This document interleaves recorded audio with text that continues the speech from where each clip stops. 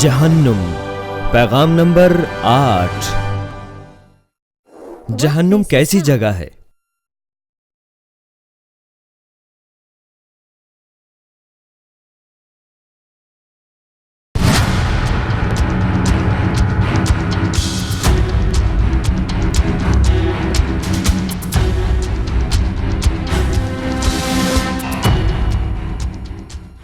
उसने आलमे अरवाह के दरमियान अजाब में मुब्तला होकर अपनी आंखें उठाईं और अब्राहम को दूर से देखा और उसकी गोद में लाजर को, और उसने पुकार कर कहा, ऐ बाप अब्राहम, मुझ पर रहम करके लाजर को भेज कि अपनी उंगली का सिरा पानी में भिगोकर मेरी जबान तर करे, क्योंकि मैं इस आग में तड़पता हूं।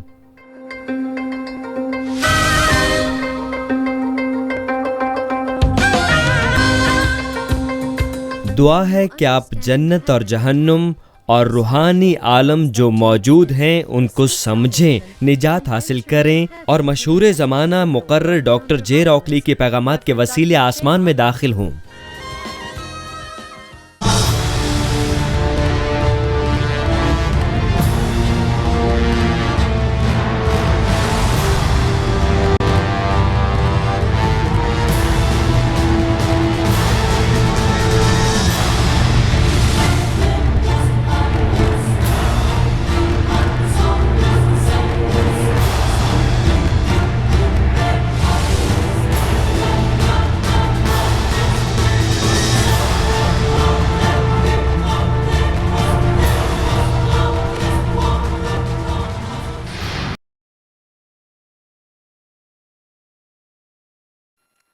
मसीह में अजीज बहनों और भाइयों और जीसीएन टेलीविजन के तमाम नाजरीन, जहन्नुम की हकीकतें सुनकर आप क्या महसूस करते हैं?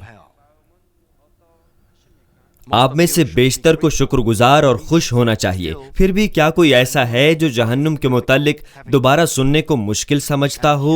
और अगर आप ऐसा महसूस करते हैं तो मुझे उम्मीद है कि आप अपने जहन को इसके मुतालिक तब्दील करेंगे। गुज़श्ता चंद हफ्तों से आप निचली गोर की सजाओं के बारे में सुन चुके हैं, और ये कि निचली गोर किस किस्म की जगह है। ये वो जगह है जहां मुसलसल अजियतनाक सजाएं दी जाती हैं।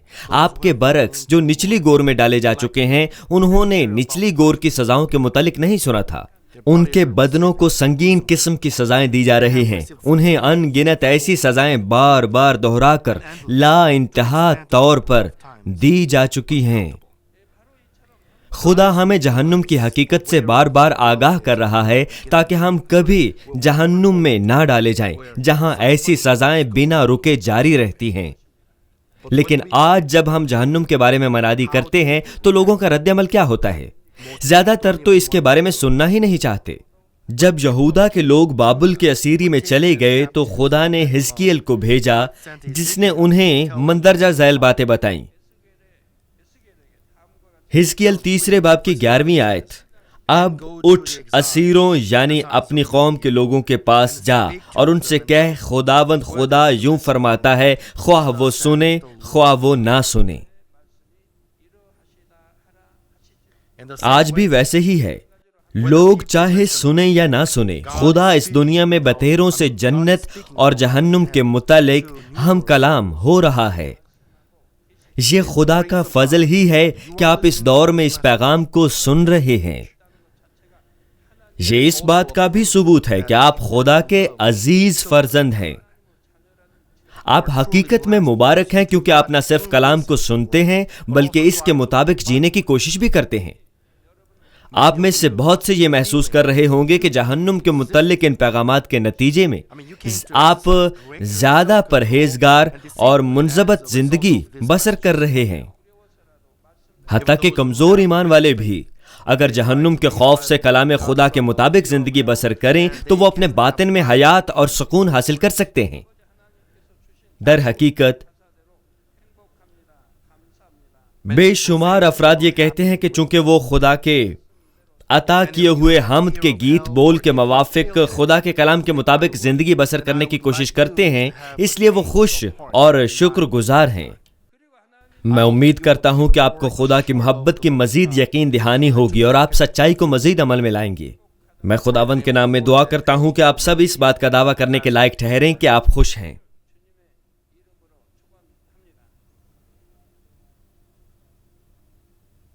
مسیح میں عزیز بہنوں اور بھائیوں، گزشتہ اجلاس کے تسلسل کو بڑھاتے ہوئے ہم نچلی گور کے تیسرے درجے کی سزاؤں کے متعلق غور کریں گے۔ اس سے پہلے کہ آپ کو تیسرے درجے کی سزاؤں کی چند مخصوص مثالیں دوں، آئیں مختصراً پہلے درجے سے تیسرے درجے تک کی سزاؤں پر نظر ثانی کریں۔ نچلی گور میں پہلے درجے کی سزائیں بے جان چیزوں کے وسیلے دی جاتی ہیں، جیسے گرم پتھر اور ریت اور ابلتا ہوا پانی یا برف۔ نچلی گور میں دوسرے درجے کی سزائیں زندہ جانداروں کے وسیلے دی جاتی ہیں، جیسے جانور یا کیڑے مکوڑے۔ تیسرے درجے کی سزائیں براہ راست جہنم کے قاصدوں کے وسیلے دی جاتی ہیں۔ تیسرے درجے میں کئی اقسام کی سزائیں ہوتی ہیں۔ اس اجلاس میں متعدد اقسام کے تیز دھار اوزاروں کے ذریعے گوشت کی قاشیں اتارنے کے متعلق بیان کروں گا۔ قاش اتارنے سے مراد کسی چیز کو کئی تہوں میں کاٹنا ہوتا ہے۔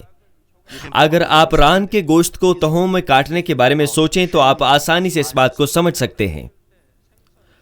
جب میں تشدد کے اس منظر کو بیان کرتا ہوں تو میں چاہتا ہوں کہ آپ اس کمبخت نظارے کو تصور کرنے کے قابل ہوں۔ ایک جان درخت سے بندھی ہوئی ہے، وہ بندھے ہونے کی وجہ سے قطعی حرکت نہیں کر سکتا۔ اس کے ساتھ ہی جہنم کا قاصد کھڑا ہے۔ اس قاصد کا فربہ جسم ہے اور اس نے سور کا نقاب پہن رکھا ہے۔ جو جان درخت سے بندھی ہے اسے وہ سب کچھ دیکھنا ہے جو کہ جہنم کا قاصد ہے، وہ اسے ہر وقت دیکھتا رہتا ہے۔ جہنم کا قاصد متعدد قسم کے ہتھیاروں کو، یعنی ایک چھوٹے تیز دھار خنجر سے لے کر بڑی کلہاڑی کو تیز کرتا ہے۔ نچلی گور میں، جو کہ ایک روحانی عالم ہے، جسمانی دنیا کی طرح صرف اس لیے چھریاں کند نہیں ہوتی کہ وہ بہت استعمال شدہ ہوتی ہیں اور انہیں تیز نہیں کیا گیا ہوتا، لیکن جہنم کے قاصد کا ان ہتھیاروں کو تیز کرنے کا مقصد تشدد سے قبل مزید خوف پیدا کرنا ہوتا ہے۔ ایسا اس ملک میں 1950 اور 1960 اور 70 کی دہائیوں میں ہوتا تھا۔ جب لوگ عقوبت خانے میں داخل ہوتے تھے تو وہ دوسرے کمروں سے آتی چیخوں کی آوازوں کو سن سکتے تھے۔ انہیں مزید خوفزدہ کرنے کے لیے ان آوازوں کو سننے پر مجبور کیا جاتا تھا۔ وہ تشدد سے قبل ہی خوفزدہ ہو جاتے تھے۔ انہیں تشدد کے آغاز سے قبل ہی اس قدر دہشت زدہ کر دیا جاتا تھا کہ جو وہ جانتے اس کا اقرار کر لیں۔ یہی وجہ ہے کہ جہنم کا قاصد آہستہ آہستہ تشدد کی تیاری کرتا ہے۔ جب تشدد کے ہتھیار آپس میں ٹکرا کر ٹھنٹھناتے ہیں اور جہنم کا قاصد اس جان کی جانب دیکھ کر وحشیانہ منہ بناتا ہے تو اس جان کی دہشت میں مزید اضافہ ہوتا چلا ہی جاتا ہے۔ وہ خوف کے مارے دم گھٹتے ہوئے یہ سوچے گا، جہنم کا یہ قاصد کلہاڑی سے میرا گوشت ادھیڑ دے گا، وہ چھری سے میرے گوشت کی کاشیں بنا دے گا، اور میں کیا کر سکتا ہوں؟ میں کیسے اس اذیت کو برداشت کر سکتا ہوں؟ اس موقع پر وہ از خود چلانا اور اس درخت سے آزادی کی جدوجہد شروع کر دے گا، لیکن جس قدر وہ جدوجہد کرے گا وہ رسیاں اسی قدر ہی اس کے بدن کو چیرتی جائیں گی اور نکلنے کی کوئی راہ نہیں ہوگی۔ پھر بھی جوں جوں وہ فرار کی کوشش کرے گا اس پر یہ واضح ہو جائے گا کہ نکلنے کا کوئی بھی راستہ نہیں ہے۔ آخر کار جہنم کا قاصد اپنی تیاری ختم کر دے گا اور اپنے ہاتھوں میں تیز دھار ہتھیار لیے اس کے قریب پہنچے گا۔ وہ قاصد پہلے اس کی ایک انگلی پکڑ کر اس کی کاشیں بنائے گا۔ جیسے پینسل کو تراشتے ہیں وہ ویسے ہی اس کی انگلی مضبوطی سے تھامتے ہوئے اس کے سرے سے گوشت اتارنے کا آغاز کرے گا۔ گوشت کا ایک خون آلود لوتھڑا زمین پر گرتا ہے۔ جب وہ انگلی کا ناخن اتارے گا تو ٹکڑے ادھر ادھر اڑیں گے۔ جلد ہی 10 انگلیوں کی جگہ برہنہ ہڈیاں ہی رہ جائیں گی۔ اب وہ کلائیوں، بازوں اور کندھوں کے ٹکڑے کاٹنے کے لیے بڑا ہتھیار اٹھائے گا۔ جلد ہی بازوؤں کی جگہ بھی ہڈیاں ہی بچ جائیں گی۔ پھر وہ پاؤں، پنڈلیوں اور رانوں کے گوشت کی کاشیں ٹکڑے ٹکڑے کر کے اتارے گا۔ پھر وہ دھڑ کا گوشت اتارے گا۔ جوں جوں وہ دھڑ کا گوشت اتارے گا انتڑیاں نمایاں ہوتی چلی جائیں گی۔ پھر وہ انہیں ایک ایک کر کے اٹھائے گا اور دور پھینک دے گا۔ وہ انتڑیوں کو ایسے دور پھینک دیتا ہے جیسے کہ وہ اس کے کام میں رکاوٹ کا باعث بن رہی ہوں۔ جیسے ایک باورچی مچھلی کے ساتھ سلوک کرتا ہے، ویسے ہی جہنم کا قاصد گوشت کی کاشیں آہستگی سے کاٹے گا۔ وہ ہنسے گا جیسے خوف کے مارے اس جان کا چلانا بہت مزاح کا خیز بات ہو۔ جلد ہی وہ گوشت کو مزید دقیق انداز سے ادھیڑنے کے طریقوں کو سوچتا ہوا اس عمل کو جاری رکھتا ہے۔ اس وقت تک اس جان کو جس پر تشدد ہو رہا ہوتا ہے اپنے گوشت کی کاشیں بننے اور اپنی انتڑیوں کو دور پھینکے جاتے ہوئے دیکھنا پڑتا ہے۔ کیا آپ اس قدر دہشت ناک منظر کو تصور کرنے کا آغاز بھی کر سکتے ہیں؟ جب کبھی میں ایسے لوگوں کا خیال کرتا ہوں جو ایسے گناہوں کا ارتکاب کرتے ہیں جو دوزخ میں گھسیٹ لے جائے گا، تو میں بے چین ہو جاتا ہوں، میں اداس ہو جاتا ہوں۔ جب بھی میں ان کے متعلق سوچتا ہوں جو 7 سالہ بڑی مصیبت میں سے گزریں گے تو میں بہت اداس ہو جاتا ہوں۔ جہنم کا یہ پیغام نہایت اہم ہے۔ آپ کو اسے نہایت غور سے سننا اور یہ جاننا چاہیے کہ جہنم کس قدر ہولناک جگہ ہے، اور آپ کو کچھ بھی ایسا نہیں کرنا جو کہ آپ کو جہنم کی طرف لے جائے۔ جہنم کے سلسلے کے ان پیغامات کے دوران میں گھر پر اس کے متعلق سوچتا تھا۔ گزشتہ ہفتے میں نے آپ کو اس تشدد کے متعلق بیان کیا تھا جو کوریا میں واقع ہوتا تھا، صحیح؟ میں نے یہ سوچا کہ اگر ویسا تشدد مجھ پر ہوتا تو پھر میری کیا حالت ہوتی۔ تصور کیجئے کہ میری ہڈیاں بھی چکنا چور اور نمایاں ہو جائیں گی اور انہیں ٹکڑے ٹکڑے کر دیا جائے۔ میرے خیال میں یہ صحیح بیان کر سکتا ہوں۔ اگر میں انہیں نہ بتا پاؤں جو وہ سننا چاہتے ہیں، تب وہ میری ٹانگوں پر بھاری چیزوں جیسے بھاری پتھر اور چٹانوں سے دباؤ ڈالیں گے۔ وہ شاید اذیت کو بڑھانے کے لیے میری ٹانگوں کے نیچے شیشے کے ٹکڑے بھی پھیلا دیں اور میری ٹانگوں کی ہڈیاں تک ٹوٹ جائیں۔ میں نے اس کے متعلق سوچا تھا اور اس کا تصور کیا تھا کہ اگر میرے ساتھ ایسا ہو تو میری کیا حالت ہوگی۔ کوریا کی تاریخ میں اس انداز کے تشدد کے بہت سے واقعات ملتے ہیں۔ گرم لوہے سے لوگوں کے پیٹ کو داغا جاتا تھا۔ وہ پیٹ، سینے یا کمر کو غرض جسم کے ہر حصے کو داغتے تھے۔ پھر چمڑے کے جلنے کی بو پورے کمرے میں پھیل جاتی تھی۔ چونکہ درد ناقابل برداشت ہوتی تھی، اس لیے لوگ اپنے ناکردہ گناہوں کا بھی اقرار کر لیا کرتے تھے۔ لیکن کچھ ایسے راست باز خادم بھی گزرے ہیں جنہوں نے ایسے اندوہناک تشدد کو بھی برداشت کیا اور انہوں نے اپنی موت تک ہمت نہ ہاری۔ میں نے اس کے متعلق سوچا تھا کہ میں اس داغے جانے کے تشدد کو برداشت کر سکتا ہوں۔ آپ کو ایسا نہیں سوچنا چاہیے کہ آپ بھی ایسا کر سکتے تھے۔ یہ آپ کے لیے آسان نہیں ہوگا۔ جب میں 7 سال کے لیے بیمار ہوا تھا تو مجھے دکھوں کا بہت حد تک اندازہ ہو گیا تھا اور میں اس قابل ہو گیا تھا کہ انہیں برداشت کروں اور صابر بن جاؤں، ورنہ میں کئی مرتبہ گر گیا ہوتا، لیکن میں ان پر غالب آیا اور مجھ میں صبر پیدا ہوا۔ اگر یہ درد غیر اہم ہوتی تو میں اسے محسوس نہ کرتا۔ اس لیے میں نے یہ سوچا کہ میں کسی حد تک اس پر غالب آ سکتا ہوں۔ یہی وجہ ہے کہ اب میں ایسا سوچتا ہوں۔ میرا یہ خیال نہیں کہ آپ ویسا ہی سوچتے ہیں جیسا میں سوچتا ہوں، لیکن ایک بات کو تسلیم کیجئے۔ 1960 میں نے ایک فلم دیکھی تھی۔ یہ صدر لی کی سوانح حیات پر مبنی تھی۔ جب ان پر تشدد کیا گیا تو لوگوں نے ان کے ناخنوں کے نیچے کی جگہ کو بانس کے کیلوں سے چھید دیا۔ اس منظر کو دیکھ کر ہی میں ہکا بکا رہ گیا۔ انہوں نے 10 ناخنوں کو نیچے سے چھید دیا۔ میرے خیال میں آخر میں انہوں نے ان کے ہاتھوں کی انگلیوں کے ناخنوں کو بھی کھینچ لیا تھا۔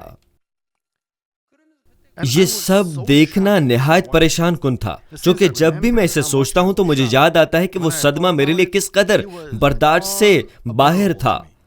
میں ابھی بھی حیران اور خوفزدہ ہو جاتا ہوں۔ میں یہ سوچتا تھا کہ میں کسی بھی دوسرے تشدد کو برداشت کر سکتا تھا، لیکن یہ انگلیوں کا ناخن والا نہیں، کیونکہ میں نے فلم میں وہ سب ہوتا ہوا دیکھا تھا۔ بس میں نے سوچا کہ یہ خاص قسم کا تشدد میرے لیے برداشت کے قابل نہ ہوگا،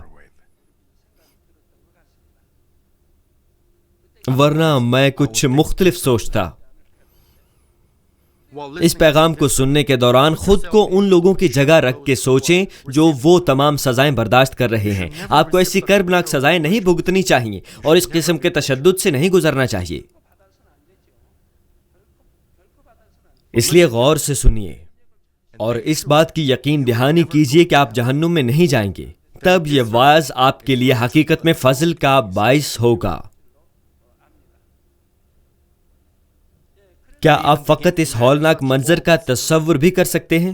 اگر کسی کی کھال اتار دی جائے یا حادثے میں انگلی، بازو یا ٹانگ ضائع ہو جائے تو شاید جراحی کے عمل سے ان کو واپس جسم کے ساتھ پیوست کیا جا سکتا ہو۔ زخم کی گہرائی کے مطابق شاید اس شخص کے پورے جسم کو سن کیا جاتا ہو، اسے شاید صرف لوکل دوائی سے ہی سن کیا جائے۔ تب وہ ڈاکٹروں کو اپنے بدن کے چند حصوں کو کاٹتے ہوئے یا اس کی جلد اور گوشت کو سوئی سے ٹانکے لگتے دیکھے۔ وہ درد محسوس نہیں کرتا کیونکہ اس کا بدن سن کر دیا جاتا ہے، لیکن جیسے ہی وہ اس منظر کو دیکھتا ہے اور کاٹے جانے اور ٹانکے لگائے جانے کی آوازوں کو سنتا ہے تو یہ اس کے لیے بہت ہولناک ہوتا ہے۔ لیکن نچلی گور میں گوشت کو بغیر سن کیے ادھیڑا جاتا ہے اور درد بھی ناقابل تصور ہوتی ہے۔ یہ اس کے لیے کس قدر تکلیف دہ بات ہوتی ہے جب وہ اپنے جسم کے گھائل حصوں کو اور گوشت کے لوتھڑوں کو زمین پر گرتا دیکھتا ہے۔ لیکن یہ تشدد کا اخیر نہیں ہوتا۔ پورے بدن کو ٹکڑوں میں کاٹنے کے بعد جہنم کا قاصد چھری کو ایک طرف رکھ کے ایک نوکیلا سوا اٹھاتا ہے۔ وہ اس سے کیا کرے گا؟ اس جان کو پیشتر ہی معلوم ہے کہ کیا ہونے والا ہے، کیونکہ جب سے وہ نچلی گور میں ڈالا گیا ہے اس نے ہزارہا مرتبہ اس تشدد کو برداشت کیا ہے۔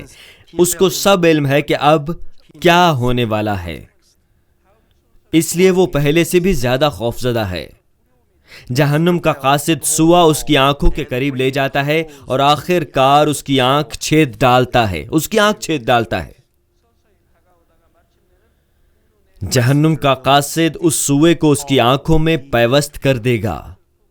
سوئے کو آنکھ میں ہی چھوڑ کر وہ اس کے چہرے کے گوشت کی کاشیں اتارنا شروع کر دے گا۔ چونکہ تمام گوشت جسم سے اتار لیا گیا ہے، اس لیے وہ جان خون اور چہرے کے ساتھ ایک ہڈیوں کا ڈھانچہ بن چکی ہے۔ جہنم کا قاصد اب اس کے گالوں، ناک اور ماتھے کا گوشت اتارتا ہے اور پھر اس کے کان اور اس کے ہونٹ۔ وہ اس کی گردن کا بھی اس وقت تک یہی حشر کرے گا جب تک ہڈیاں نظر نہ آ جائیں۔ جب گردن بھی آخرکار اس عمل سے گزر جاتی ہے تو تشدد کا پہلا مرحلہ ختم ہو جاتا ہے۔ لیکن نچلی گور میں یہ تشدد کا انجام نہیں ہے، بلکہ یہ ایک نئے گوشت اتارنے کے مرحلے کا آغاز ہے۔ اس کے فوراً بعد جو گوشت ادھیڑا جا چکا ہوگا دوبارہ سے بحال ہو کر نیا ہو جائے گا۔ جسم اور ہاتھ پاؤں اپنی اصل شکل میں ہوں گے، تمام جسم نیا ہو جائے گا۔ میرے خیال میں آپ نے اس قسم کی فلمیں دیکھی ہوں گی۔ زمین کی جاسوسی کرنے کے لیے ایک خلائی مخلوق زمین پر آتی ہے۔ اس زمین کے باسی اور وہ مخلوق آپس میں لڑائی کرتے ہیں۔ جب لوگ اس کی طرف گولی چلاتے ہیں تو اس کے سینے میں ایک سوراخ بن جاتا ہے، لیکن جلد ہی وہ سوراخ ٹھیک ہو کر بحال ہو جاتا ہے۔ جب مخلوق کا گوشت چیرا جاتا ہے تو وہ بھی جلد ہی ٹھیک ہو جاتا ہے۔ مخلوق کے زخم جلد ہی آسانی سے بھر جاتے ہیں۔ میرے خیال میں آپ نے فلم دیکھی ہوگی۔ جہنم کے پیغام سننے کے دوران شاید آپ کو اس فلم کا خیال آئے۔ جس قدر پرتشدد انداز سے گوشت کاٹا جاتا اور ادھیڑا جاتا ہے وہ جلد ہی بحال ہو جاتا ہے اور تشدد دوبارہ شروع ہو جاتا ہے۔ پھر اس جان کو تشدد کے مزید ایک مرحلے کے لیے تیار ہونا پڑتا ہے۔ گزشتہ تشدد کی اذیت ختم ہونے سے قبل ہی تشدد کا ایک نیا مرحلہ شروع ہو جاتا ہے۔ وہ جان اس جہنم کے قاصد کو دیکھے گی جس کی شکل مکروہ سور سے ملتی ہوگی اور ہتھیاروں کے تیز ہونے کے گھسنے کی آوازیں سنے گی۔ تمام بدن کو ٹکڑے ٹکڑے کی کاشوں میں تبدیل کر دیا جائے گا اور سوا آنکھوں میں چھید دیا جائے گا۔ جب تک عظیم عدالت کے بعد اس جان کو گندھک کی آگ میں نہیں پھینک دیا جاتا، وہ اس مسلسل تشدد سے جان نہیں چھڑا سکتا۔ جب کسی حادثے میں کسی آدمی کے کسی حصے کو نقصان پہنچتا ہے تو کہا جاتا ہے کہ اس نقصان کے ذہنی تصور کو کبھی بھی مکمل طور پر نہیں بھلایا جا سکتا، اور یہ جان جسے ایک دو مرتبہ نہیں بلکہ لا تعداد مرتبہ اس اذیت کو برداشت کرنا پڑتا ہے، اسے کوئی امید نہیں اور نہ ہی اذیت سے فرار ممکن ہے۔ شروع میں وہ شاید چلانے کی، لڑنے کی یا درد کو برداشت کرنے کی کوشش کرے، لیکن جلد ہی وہ ہار جائے گا اور کرب و اذیت اس کو آ دبائیں گے۔ کیا یہاں کوئی ایسا موجود ہے جو اس کرب کو محسوس نہ کر سکتا ہو؟ تو پھر میں تاریخ میں اس کی مانند ایک واقعہ گوش گزار کرتا ہوں۔ دوسری جنگ عظیم کے دوران کچھ ممالک نے انسانوں پر یعنی جنگی قیدیوں پر مقبوضہ ممالک کی عوام پر کچھ تشدد کے تجربات کیے، یعنی انہوں نے چوہوں اور خرگوشوں کی مانند زندہ انسانوں کو اپنے تجربات کا فائل بنایا۔ ان تجربات کو بائیو کیمیائی ہتھیاروں کی تخلیق کے لیے، جیسے ایسے جراثیم اور وائرس جو تھوڑے وقت میں بے شمار افراد کو ہلاک کر دے، عمل میں لایا گیا۔ انہوں نے یہ سب خفیہ طور پر کیا، لیکن ان باتوں کا علم اس کا نشانہ بننے والے لوگوں کی گواہیوں یا دیگر ذرائع کے وسیلے ہوا۔ چین کے شہر میں جاپانی قبضے کے دوران کچھ ایسا ہی ہوا تھا۔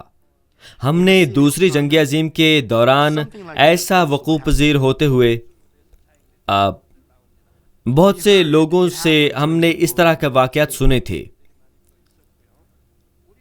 کیا یہ کوریا کی قدیم تاریخ میں رقم ہے؟ صرف اس بات کے لیے ایک ملک نے انسانوں پر تجربات کیے کہ کس قسم کا زہر فائدہ مند ہے اور اس زہر سے لوگ کتنی دیر تک بچے رہ سکتے تھے۔ انہوں نے تریاک بھی تیار کیے اور انہیں انسانوں پر آزمایا۔ ایسے ہی تجربات اس ملک میں بھی بہت دفعہ ہوتے رہے ہیں۔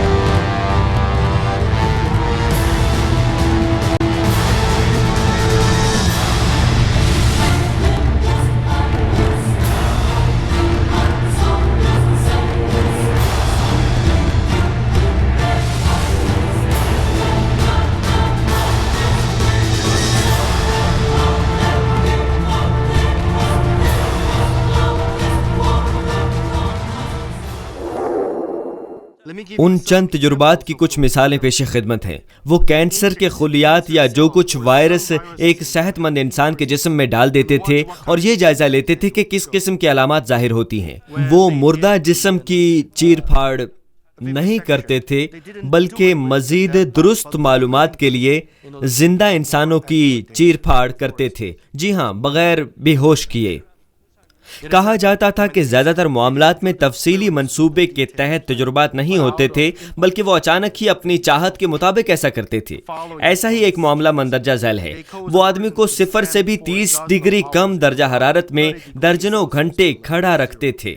وہ اس کے اوریاں بازوؤں پر ٹھنڈا پانی پھینکتے تھے۔ جب اس کے بازو کلی طور پر جم جاتے تو وہ اس لیبارٹری میں لا کر ان پر گرم پانی ڈالتے تھے۔ تب ڈھیلی جلد اور پٹھے حقیقت میں پگھل جاتے اور پیچھے ہڈیاں ہی رہ جاتی۔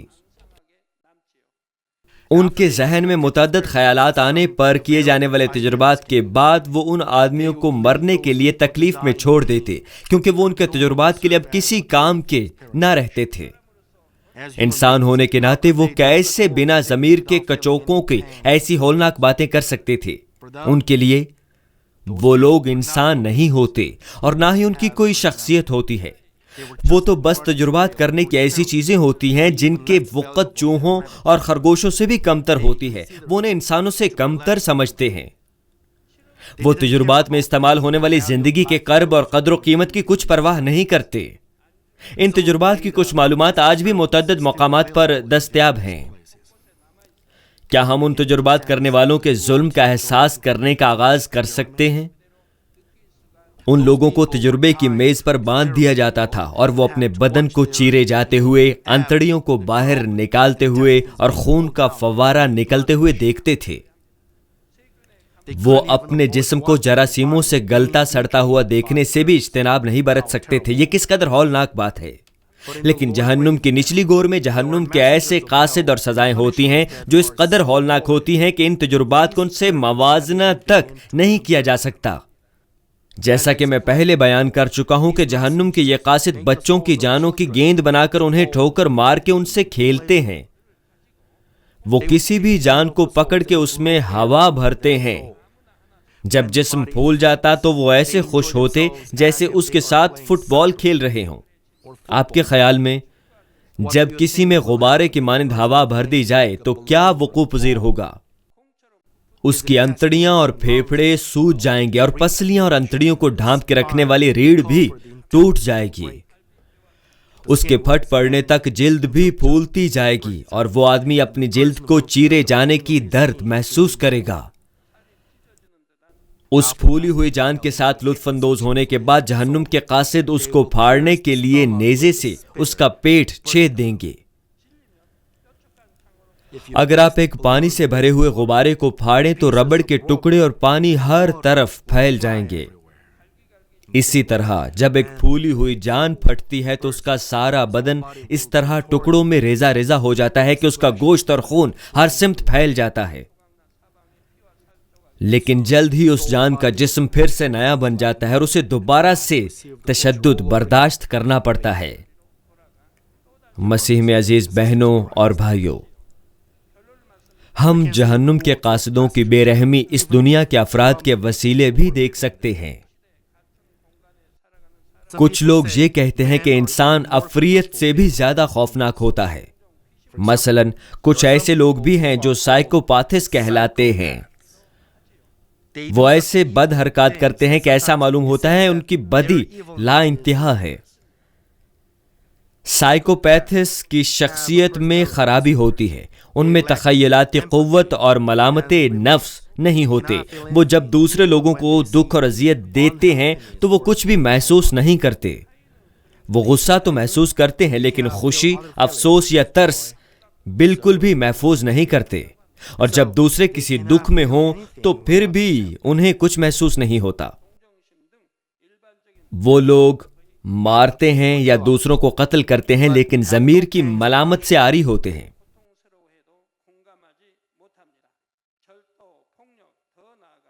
ان کا ضمیر انہیں کبھی ملامت نہیں کرتا جب وہ اس قسم کے اعمال کرتے ہیں.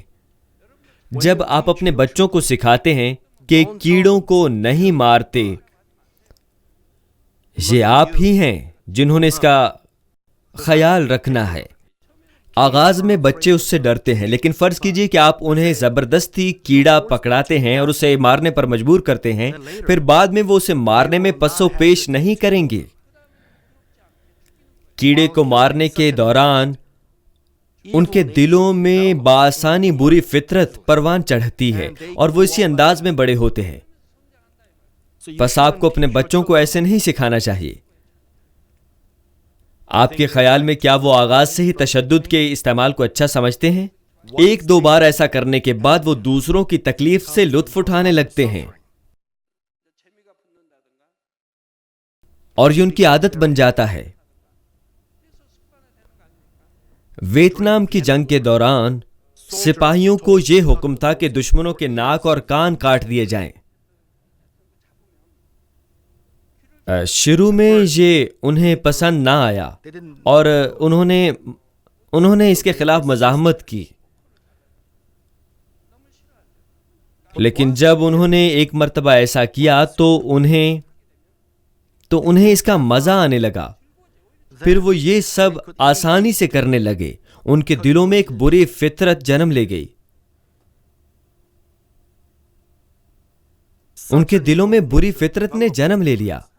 جب وہ قدرتی دنیا میں آئیں گے تو کیا ہوگا؟ وہ تشدد کے استعمال میں پچھتاوا محسوس نہیں کریں گے. بس آپ کو اچھی عادتیں اپنانی چاہیے.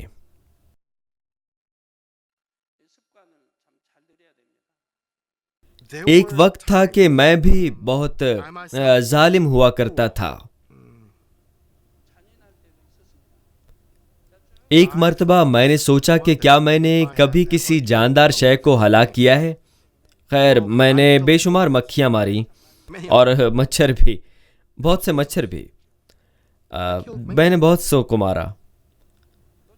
جب مکھیاں باورچی خانے کی میز پر بیٹھتی تھیں تو مجھے اچھا نہیں لگتا تھا.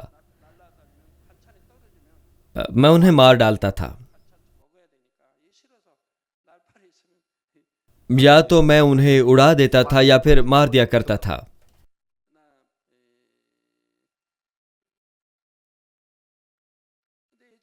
پھر مجھے یاد ہے کہ میں مینڈکوں اور سانپوں کو بھی مارا کرتا تھا.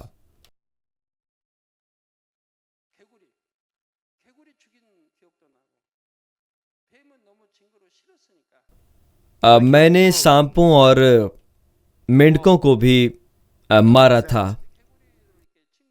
جب میں بچپن میں اپنے دوستوں کے ساتھ کھیلتا تھا تو ہم مینڈک کو زمین میں دفن کر دیتے تھے. پھر بعد میں وہ مینڈک بچ کر باہر نکل آتا تھا. ہمیں وہ دیکھنا اچھا لگتا تھا، اس لیے ہم 1 یا 2 مرتبہ اس طرح کھیلے تھے.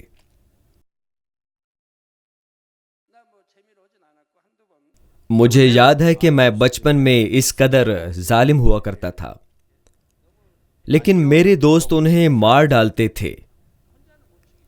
وہ تو انہیں مار ہی دیا کرتے تھے. میں خود ایسا نہیں کرتا تھا.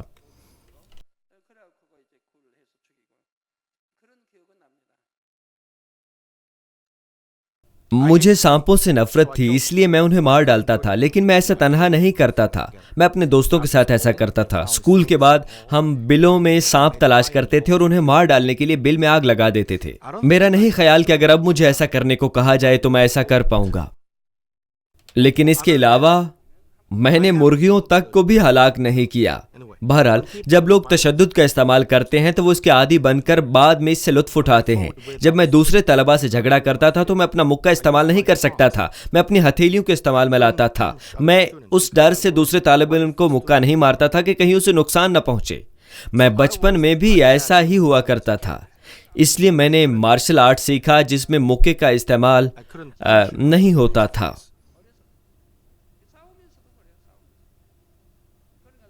چونکہ میں کسی کو مکہ مارنے سے ڈرتا تھا اس لیے میں ہتھیلیوں کا استعمال کرتا تھا.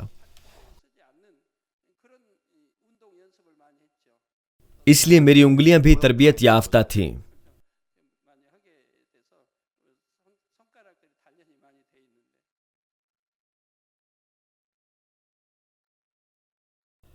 آج کل بھی مجھے ان لوگوں کی سمجھ نہیں آتی جو طلبہ میں تشدد کو استعمال کرتے ہیں. وہ مانمن کے طلبہ ہیں، وہ کیسے تشدد کر سکتے ہیں؟ مجھے تو ان کے والدین کی بھی کوئی سمجھ نہیں آتی. گو کہ وہ ہزاروں میں چند ہیں، پھر بھی میں انہیں سمجھنے سے قاصر ہوں.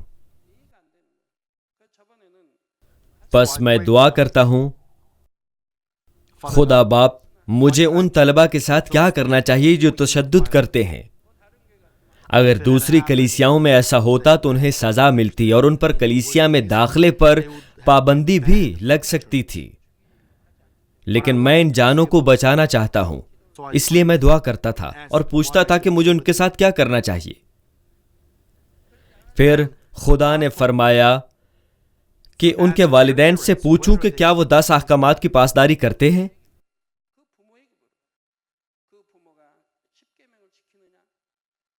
والدین مانمن چرچ کے کافی عرصے سے رکن رہے ہیں لیکن وہ 10 احکامات تک کو نہیں مانتے. تو پھر ان کے بچے کیسے اچھے پرورش پائیں؟ انہیں خدا کے لیے اپنی محبت کو ظاہر کرنا چاہیے تھا. انہیں 10 احکامات کو ماننے کا نمونہ دینا چاہیے تھا، لیکن انہوں نے ایسا نہ کیا. غلطی ان کے والدین کی ہی ہوتی ہے. بچے کے تشدد استعمال کرنے کی وجہ یہی ہے کہ اس کے والدین 10 احکامات کی پابندی نہیں کرتے، نہ ہی کلام خدا کے مطابق نور میں زندگی بسر کرتے ہیں.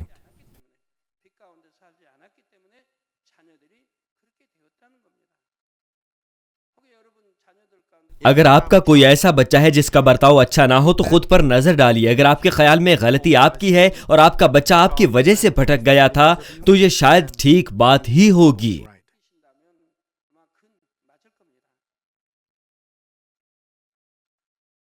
اگر نوجوان طلبہ اپنے ہم جماعت اور دوستوں کے ساتھ تشدد کا استعمال کریں تو ان کے دلوں میں کس قدر بدی جڑ پکڑے ہوئے ہوگی. وہ جہنم کے واعظ بھی سنتے ہیں. وہ تشدد کے استعمال کے دوران ندامت تک محسوس نہیں کرتے، بلکہ وہ لطف اٹھاتے ہیں. وہ شاید دوسروں کو ٹھیس پہنچا کر کسی قسم کی راحت محسوس کرتے ہیں، اس لیے وہ عادتاً جب بھی تحریک محسوس کرتے ہیں ایسے جرائم کرنے سے باز نہیں آتے. حیران کن بات یہ ہے کہ حال ہی میں کوریا سے بھی ایک ایسے شخص کو گرفتار کیا گیا جو 20 معصوم زندگیوں کا قاتل تھا. اس نے انتہائی ہولناک انداز سے قتل کیا اور لاشوں کو ٹکڑوں میں کاٹنے کے بعد جگہ جگہ ٹھکانے لگایا. اس کے پاس ان تمام ہلاکتوں کی کوئی وجہ نہیں تھی، بلکہ اس کے کہنے کے مطابق وہ لوگوں کو مارنا چاہتا تھا. گو کہ اس قسم کے انتہا پسند جرائم کا احساس نہیں کیا جاتا. معاشرے میں ایسے کئی سائیکوپیتھس موجود ہیں. ان میں سے چند پیشہ ورانہ کام بھی کرتے ہیں اور قانون کے نفاذ و پابندی سے بھی بچ نکلتی ہیں. وہ اپنے پیسے سے لوگوں کو فریب دیتے ہیں اور بڑے عیارانہ انداز سے دوسروں کو اپنے فائدے کے لیے استعمال کرتے ہیں، جو کہ ملک کے قانون کے مطابق ہوتا ہے. اس کلیسیا کے آغاز کے بعد میں نے ایسے لوگوں کو دیکھا ہے. اس وقت بھی میں نے ایسے افراد کو دیکھا تھا جب میں کلیسیا کا ایک عام رکن تھا. وہ چالاکی سے دولت مند افراد تک رسائی حاصل کرتے ہیں اور ان سے ہر قسم کی چرب زبانی کرتے ہیں. وہ اس طور پر لوگوں کو دھوکہ دیتے ہیں. وہ تمام پرستش کی عبادت میں شریک ہوتے ہیں اور قائدین کی پیروی کرتے ہوئے دوسرے ممبران کے گھر ملاقات کے لیے بھی جاتے ہیں. وہ اس طور پر رفاقت کا استعمال کرتے ہیں تاکہ یہ معلوم کر سکیں کہ کون امیر ہے اور کون نہیں. اور تب وہ لوگوں کو دھوکہ دیتے ہیں. میں نے گزشتہ 27 برسوں میں اس قسم کے کئی افراد کو دیکھا ہے جن کے دلوں میں بہت لالچ ہوتا ہے، وہی دھوکہ کھاتے ہیں. چونکہ ان کی نیت میں لالچ اور خود غرضی ہوتی ہے، اس لیے وہ دھوکہ کھا جاتے ہیں. جب یہ کلیسیا قائم ہوئی تھی تو خدا نے اس سے کلام کیا تھا. کلیسیا کے اراکین کو قرض لینے یا دینے کی اجازت نہ دی جائے. کلیسیا کے ممبران میں کسی قسم کے مالی امور کی اجازت نہ دی جائے. کلیسیا ایک ایسا پاک مقام ہے جہاں خدا کا فضل بانٹا جاتا ہے اور خدا کی حمد اور اس سے دعا کی جاتی ہے. یہ وہ جگہ ہے جہاں خدا کے فرزند آسمان پر جانے کے لیے جمع ہوتے ہیں. خدا فرماتا ہے کہ ایسے فرزند چرچ میں کبھی بھی کاروبار اور آپس میں پیسے کے لین دین کے متعلق گفتگو نہیں کرتے. پس میں آپ کو سال میں کم از کم 2 مرتبہ انتباہ کرتا ہوں، لیکن پھر بھی ایسے لوگ موجود ہیں جو بار بار دھوکہ کھا جاتے ہیں. مہربانی سے خبردار رہیں.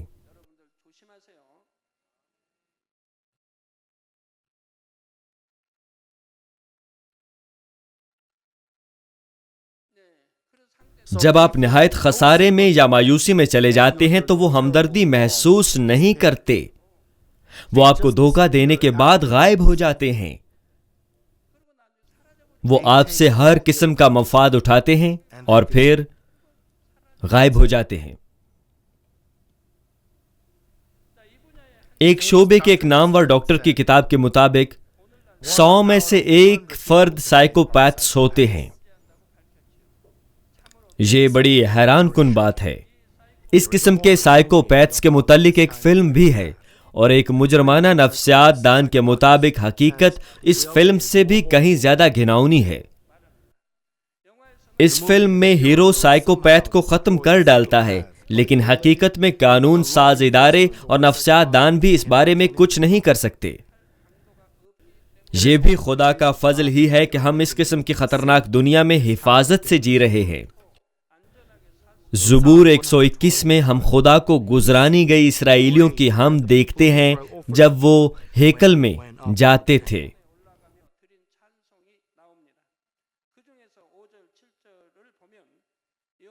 5 اور 7 آیات میں بیان ہے، خداوند تیرا محافظ ہے، خداوند تیرے داہنے ہاتھ پر تیرا سائبان ہے، نہ آفتاب دن کو تجھے کوئی ضرر پہنچائے گا، نہ مہتاب رات کو۔ خداوند ہر بلا سے تجھے محفوظ رکھے گا، وہ تیری جان کو محفوظ رکھے گا۔ میرا یقین ہے کہ مانمین کے تمام اراکین اس یقین کا دعویٰ کرتے ہیں،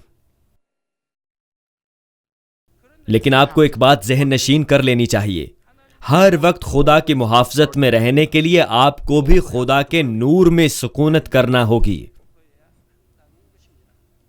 مسیح میں عزیز بہنوں اور بھائیوں، بالکل جیسے اس دنیا میں اس قدر گھناؤنی بدی پائی جاتی ہے، ویسے ہی جہنم بھی ایک حقیقی جگہ ہے۔ یہ ایک فرضی یا گھڑی ہوئی کہانی یا ڈرامہ نہیں ہے۔ لہٰذا اس جہنم کا سوچتے ہوئے میں آپ کو تحریک دیتا ہوں کہ آپ ہر قسم کی بدی کو خود سے اتار پھینکیں، لیکن میرا یہ مطلب بھی نہیں ہے کہ آپ ہر وقت ہی جہنم کے خوف میں زندہ رہیں۔ آپ کو خدا کے دل کو محسوس کرتے ہوئے بدی کو دور کرنا چاہیے، لیکن بعض اوقات آپ کو اس حقیقی اور ہولناک جہنم کے متعلق سوچتے ہوئے پختگی سے گناہوں کی آزمائشوں سے بچنا پڑتا ہے۔ یہی وجہ ہے کہ میں یہ پیغامات پیش کر رہا ہوں تاکہ آپ آزمائشوں سے دور ہو جائیں۔ اگر آپ کو علم ہو کہ جہنم کس قدر خوفناک مقام ہے تو آپ ایسا کوئی عمل کیوں کریں گے جو آپ کو جہنم میں لے جائے؟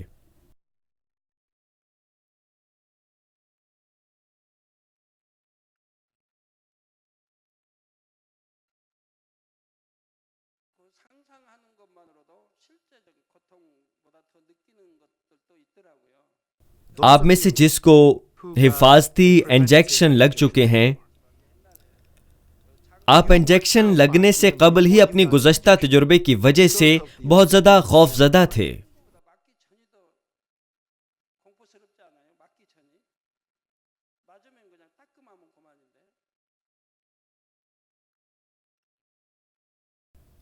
جب میں 7 سال تک بیمار رہا تو میں متعدد آکوپنکچر سینٹر پر جاتا رہا۔ اس سے قبل کہ مجھے سوئیاں چبھوئی جاتی، مجھے گزشتہ درد کی وجہ سے خوف آ جاتا تھا۔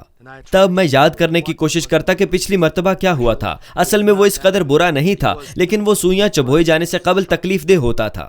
وہ ماہرین میرے پاؤں اور انگلیوں اور پیٹ کو مروڑ دیتے اور وہ سوئیاں لگاتے اور میں ڈر جاتا، لیکن ایک بار جب یہ عمل ہو جاتا تو کچھ بھی محسوس نہ ہوتا۔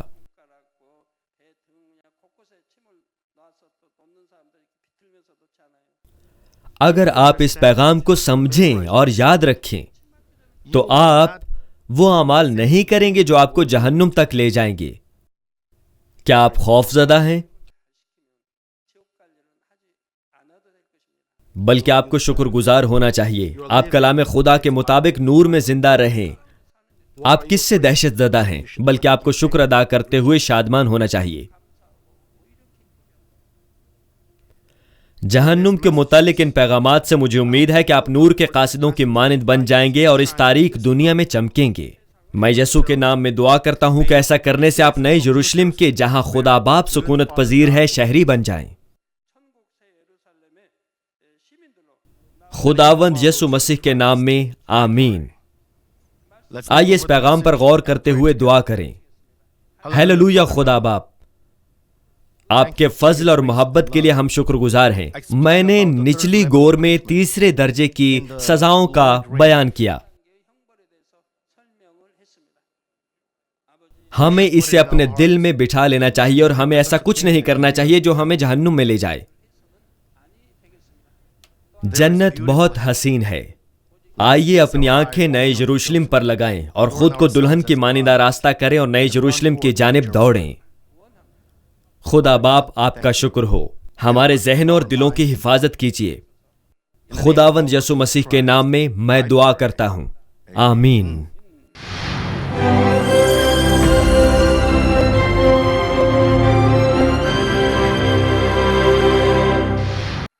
ہیلیلویا اے قادر مطلق خدا باپ، اس محفل میں دعا وصول کرنے والے بہنوں اور بھائیوں پر اپنا فضل بھرا ہاتھ رکھ۔ مقامی عبادت گاہوں اور کلیسیائی شاخوں کے ممبران پر اپنا فضل فرما، اور GCN اور مانمن ٹی وی کے تمام ناظرین پر بھی، اور ان پر بھی جو سیٹلائٹ کیبلز اور انٹرنیٹ کے ذریعے اس عبادت میں شریک ہیں۔ ان کے دلوں میں ایمان کو نصب کر اور ان سے منفی سوچوں کو دور فرما، ان سے تمام مصیبتوں اور مشکلات کو دور فرما۔ روح القدس کی آگ کے وسیلے ان کے جسم کے تمام حصوں بشمول خلیوں اور بافتوں کے تمام بیماریوں کو دور فرما، تمام اندرونی اعضاء اور آنتوں کو محفوظ فرما، ان پر تخلیق کی روشنی جگمگا۔ میں یسوع مسیح کے نام میں دشمن ابلیس، شیطان، تمام جراثیموں، بیماریوں، بیکٹیریا کو دور جانے کا حکم دیتا ہوں۔ اپنا نور ان پر چمکا، ان کی دیرینہ اور ناقابل علاج بیماریوں کو روح القدس کے وسیلے دور فرما۔ ملیریا اور اس جیسی مہلک اور موذی امراض کو جلا ڈال، ان سے تمام نئی بیماریوں بشمول سوائن فلو کو دور فرما دے، انہیں پاک اور اچھا کر دے۔ ان سے تمام موسمی بیماریوں یعنی نزلہ اور بخار کو دور فرما۔ خدا باپ ان کی تمام قسم کے وائرس اور بیکٹیریا سے حفاظت فرما۔ ان کو تمام قسم کے کینسر سے شفا بخش، معدے کا کینسر، پھیپھڑے کا کینسر، جگر کا کینسر، چھاتی کا کینسر، بچہ دانی کا کینسر، آنتوں کا کینسر۔ ان کو ایڈز جیسی جان لیوا بیماریوں سے بھی بچا، high blood pressure, low blood pressure, دل کی بیماریاں، وائرس سے پھیلنے والی بیماریاں اور تمام موذی امراض، تمام قسم کی جوڑوں اور ہڈیوں کی بیماریوں سے بھی ان کو شفا بخش۔ ان سے تمام قسم کے درد کو جیسے سر کا درد، کمر کا درد دور فرما۔ ان کو ذہنی دباؤ، تناؤ، مرگی اور تمام قسم کی ذہنی بیماریوں سے دور فرما۔ ان کو ہر قسم کے فالج سے آزاد کر، انہیں اٹھ کر کھڑا ہونے اور اچھلنے کی توفیق عطا فرما۔ ان کی اچھی نظر اور اچھی سماعت کو بحال کر، اندھوں کو آنکھیں عطا کر دے، بہروں کو کان عطا کر دے اور گونگوں کو زبان عطا فرما۔ حادثات کے بعد کی تکالیف سے شفا بخش، ان کی ٹوٹی اور چکنا چور ہڈیوں کو صحیح فرما، ان کے جلے ہوئے زخموں کو مندمل فرما اور ان سے تپش کو دور فرما۔ اے باپ، کوئی نشان مت چھوڑیو، انہیں تمام قسم کی نشہ آور اشیاء اور زہر سے پاک فرما۔ خدا باپ، مردہ خلیوں، بافتوں اور اعصاب کو دوبارہ پیدا فرما کہ ان کو زندگی کی طرف لوٹا دے۔ ان کو اولاد عطا فرما۔ باپ، مہربانی فرما کہ ان کو اولاد عطا فرما۔ میں یسوع مسیح کے نام میں دشمن ابلیس اور شیطان کو، ہوا کے حاکم کو، برائی کی طاقتوں اور ان کے خادموں کو ان سے دور ہونے کا حکم دیتا ہوں۔ ناپاک روحیں، بد ارواح، برائی کی طاقتیں اور تاریکی کے حکمران، سب ان سے دور ہو جاؤ۔ اپنی برائی اور نجاست کے پردے ان پر سے دور کر لو اور ان پر نور کو بکھرنے دو۔ خدا باپ، انہیں دعاؤں میں رونے کی توفیق عطا فرما اور انہیں وہ طاقت عطا فرما کہ وہ گناہوں کو ترک کریں اور پاک ہو سکیں۔ ان کی روح کی خوشحالی کے راستے میں ان کی صحت کا خیال رکھ اور ان کے خاندانوں کو انجیل کی بشارت عطا فرما۔ ان کو تمام قسم کے حادثات اور تباہیوں سے بچا اور ان کو ایک کامیاب زندگی بسر کرنے کی برکت عطا فرما۔ مہربانی فرما کہ روح القدس کے شعلہ زن ہاتھوں، آسمانی لشکر اور اپنی شعلہ زن آنکھوں کے ذریعے اپنے بچوں، ان کے خاندانوں اور ان کے کام کی نگرانی فرما۔ طالب علموں کو دانش مندی عطا فرما اور ان کے دل کو تعلیم کے شوق سے مزین فرما۔ ان کے دلوں کو دنیاوی اور فانی چیزوں سے دور فرما کے سچے خدا کی محبت نصب فرما۔ اپنے بچوں پر رحم فرما اور پھر چاہے وہ کھائیں، سوئیں یا پیئیں، ہر کام میں انہیں تجھے جلال دینے کی برکت عطا فرما۔ انہیں زندہ خدا کا اقرار اور گواہی دینے کی توفیق عطا فرما کہ میں خدا سے ملا ہوں اور میں نے اس کے برکات اور جوابات کا مشاہدہ کیا ہے۔ خدا باپ تیرا شکر ہو، تمام جلال تجھے ہی سزاوار ہے۔ یسوع مسیح کے نام میں میں دعا کرتا ہوں، آمین۔